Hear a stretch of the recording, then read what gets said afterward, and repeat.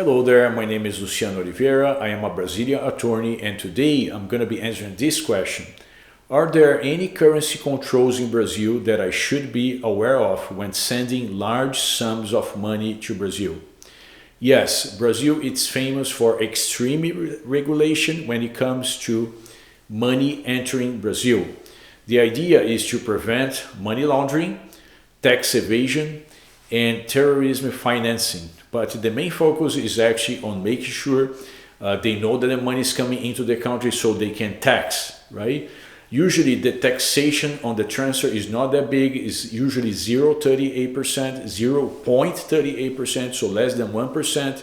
But as soon as they can see the money, they can follow the money and make sure that, for instance, if you send the money to buy a property, all the taxes triggered by buying the property are also paid, right? So that's the idea.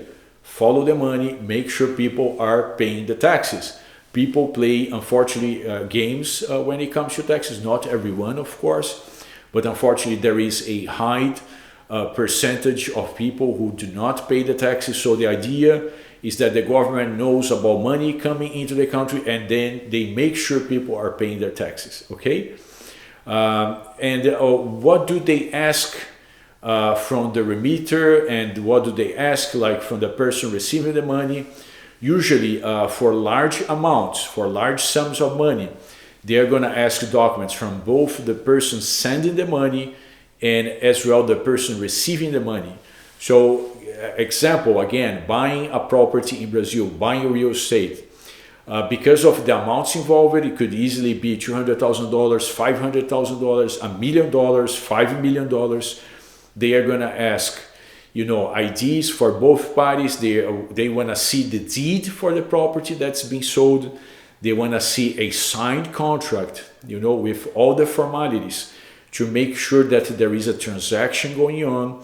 They are going to ask for a proof of financial capability by the buyer abroad.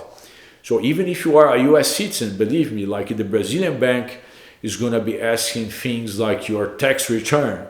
If you have a W-2, right, to show where the funds are coming from. If you don't have a W-2, maybe you have an LLC. So show me, the income you're getting from the LLC.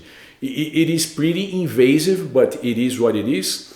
And banks, they, just like attorneys, they work under confidentiality requirements. So I never heard about a bank, releasing this information, and they treat this information on a confidential basis, and that's just how the process works. And because of all this regulation, if people just send like a transfer from the US to Brazil and hope that the money is going to be released anytime soon, usually it's going to take several days or even weeks, particularly if you're just sending the money without discussing with the recipient bank first. It's pretty easy to send a wire transfer from the US. If you are familiar with sending wires from the US, your bank is used to see your account being used for wire transfer, so you can easily send a $200,000 wire to Brazil, but that's it. The easiness stops over there, because once the money gets to Brazil, it doesn't get automatically to the recipient's bank account. Instead, the recipient bank is going to start a compliance procedure and is going to ask you for a ton of documents. Not you as the sender, is going to ask the recipient. And if the recipient does not provide the documents, guess what? The money is not released. Actually, it's pretty common for large remittances to Brazil to be refused after being stuck for a couple of weeks in Brazil, and the money is just basically returned to the US with some penalties, all right? It's not a lot, but it could be like a couple of $100, it could be $500, but the money is sent back to the US because the Brazilian recipient bank didn't feel comfortable enough to release the funds. Okay, that's pretty important for you to factor into your contract. Like if you're buying, for instance, real estate property you don't want to be in a position where you are unable to pay for a contract that you already signed. In Brazil, it's customary for the buyer, if the buyer doesn't perform, to pay a penalty of up to 10% of the price agreed.